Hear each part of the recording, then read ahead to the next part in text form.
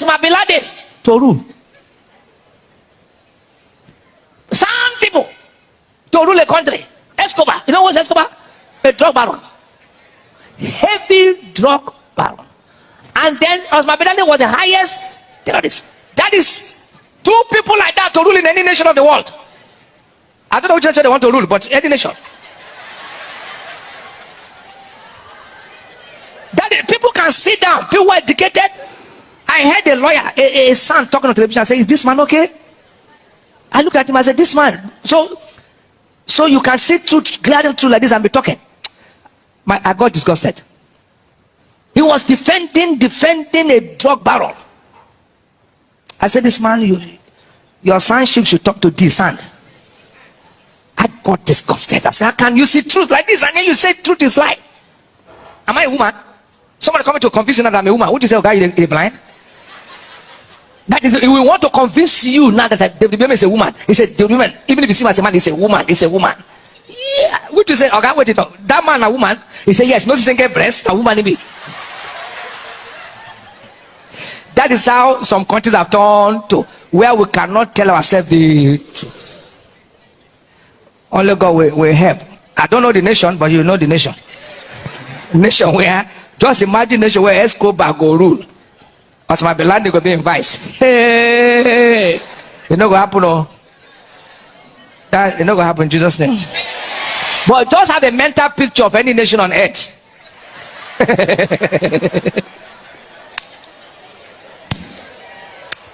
Just picture the nation.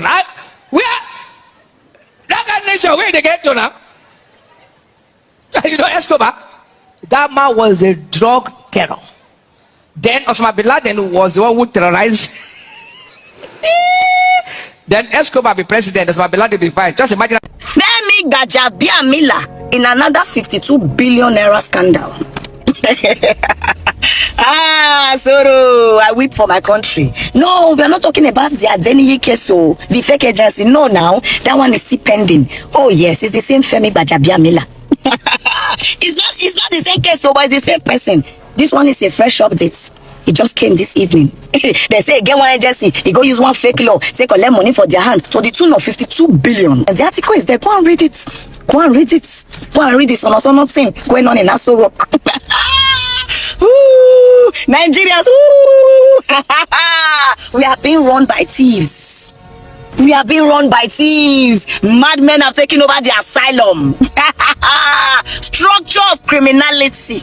I want to scream, but man not go scream the moment they go say invites me. You know they've succeeded in criminalizing free speech. You talk too much now, they go say defamation, they go invite you, they go incarcerate you. So now we talk with our mouths closed. But you know, let me, because I'd rather be a rebel than a slave. Femi Gbajabiamila in another 52 billion naira scandal. You an APC here. You are an APC on my list. You are seeing everything going on in this country. You are seeing how these people are using our lives to play.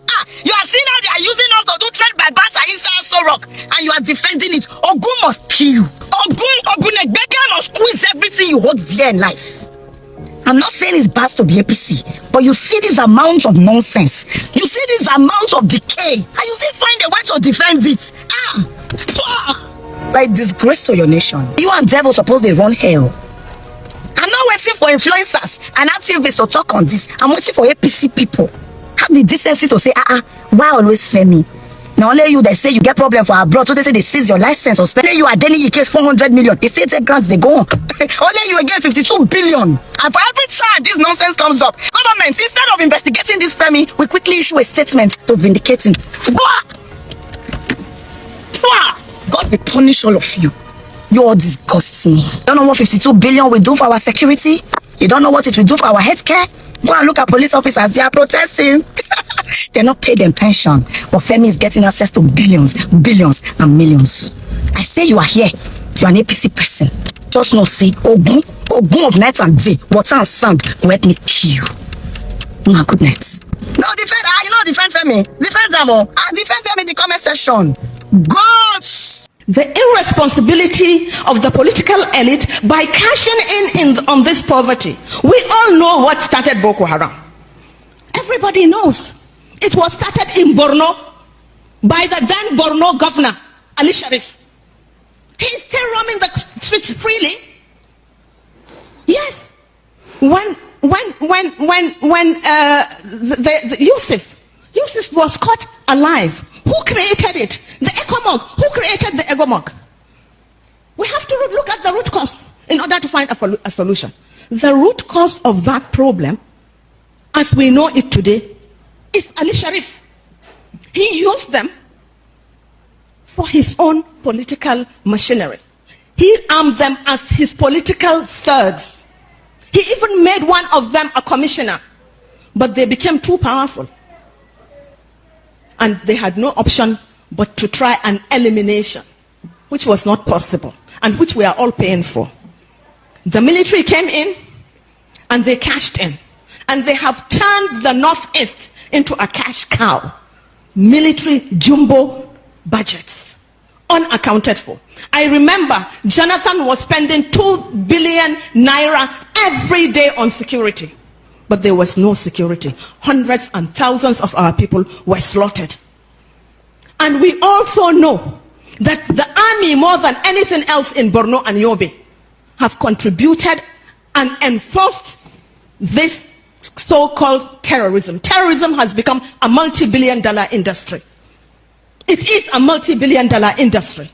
It is not only national. Are you ready to face the law? Definitely, sir. If I'm wrong, let the court of law do that. And if I'm right, let the court of law do that. Do the right thing. You have been described as a con artist. Yeah? Okay, go ahead. You have been described as a con artist, and that this is not the first time this is happening. That there was a time that you described yourself as a leader of a UN organization. Is this a habit for you? No, sir. Do you know what? Since the matter is in the court, let the court of competent jurisdiction vindicate, because I'm ready to clear my name. Let the court take its course. Since my lawyer are involved, everybody will follow us. They will monitor the whole thing. Then let the court of competent jurisdiction do the needful. Tell us, when was this organization that you headed, you said, because they said you don't have a letter of appointment. Did you get a letter of appointment? Mr. Shew, definitely I have a letter of appointment. However, since the matter is in the court, I won't be able to say much about it. However, I'm on a medication. I'm a bit down. I'm sick. So I'm trying to take care of myself. When you say that you are ready to face, and apologies for your ill health, pray that you get back on your feet. How you got an office in the Federal Secretariat? SGF denies you. The federal government denies you. Have you personally met Mr. Ibiyeomie physically before? Yes, sir. All those ones will be sorted out in the court. I won't want to say much about it. Who was funding the salaries of your you have about 300 staff. Was this coming from the federal government? Mr. Shew, the truth will be unraveled at the court of law. But give us an understanding. That organization that you are talking about, the federal, the Presidential Foreign Intervention Promotion Council, I understand that you are the very first Director General of that organization, set up in 2024. Is that right? Yes, sir. Who exactly addressed your letter? Was the letter addressed from the SGS office or the office of the president? Mr. Shew, I don't want to talk much about it. Since the matter is in court, in fact, I'm restricted not to talk since the matter is in the court. So let's just get to the court. Okay. A lot of Nigerians are watching you tonight and wondering what exactly. Some people think that you're a criminal, that you're a con artist. Are you a criminal? Are you a con artist? No, sir. However, the court would do justice to that.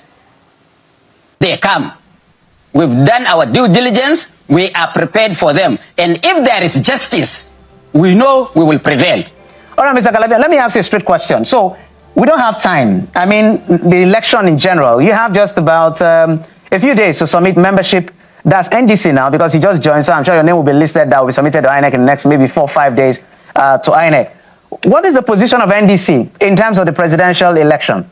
Is there going to be zoning? That's one question. Number two, is it going to be by consensus or primary? Because you don't have the luxury of time. Well, I don't know whether you're saying election. I'm talking about primaries. That's what I'm saying. That's our major issue now before us. Primaries. The NDC will submit its register either on the 5th or on the 6th of this month. That is either tomorrow, Tuesday, or on Wednesday. So once we do that, we are good to go, and we will have zoned the party's presidential candidature to the south. No mincing words. We've zoned it to the south. Therefore, whoever from the south, if Jeff wants to run, please go and register quickly today or tomorrow. Such that your name gets into the register. I'm not interested. Like you're the 3rd, 3rd, or 4th politician dragging me into politics. I'm a journalist. I like my job. My job is to check the politicians. I'm not interested. But let me also ask you, Mr. I'm going to come back to this question within the time we have. Isn't it, what is going on with the opposition? Isn't it playing into the hands of the ruling party? Because I'll tell you the highlights since 1999. There are several highlights politically. One of the highlights of 1999 till today is that in 2007 or so, PDP had about 28 governors. So whatever the APC is doing today, just imagine higher than what the PDP is doing in terms of governors. In 2015, it took a merger to unseat an incumbent like Goodluck Jonathan. And in 2023, we saw the first time a man without structure was able to cause an upset to get 6.1 million votes. Where am I going to with all of this? The only model available to unseat a ruling party, if that is possible, is not by a divided, broken house into pieces like what happened in 2023. Now it looks like with the movement of Kwankwaso and Peter Obi leaving Atiku in the ADC, is clearly Uhuru for President Bola Tinubu. Are you looking at it that way? Well, not quite.